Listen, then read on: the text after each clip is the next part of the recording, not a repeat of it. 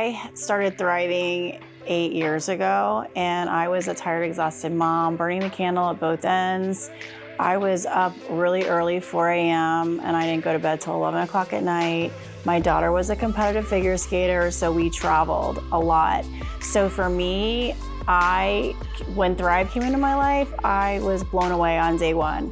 I did not need coffee, and that got my attention. And then from there, it just started getting better and better. I was in a better mood. I had more energy. I was able to accomplish things that I couldn't do before, as far as just getting laundry done, just all the things that moms do. Our job doesn't end, after dinner. So for me, when Thrive came into my life, I was like, wow, every mom needs this. So I kind of went on a little mission to help all the moms out in the skating rink.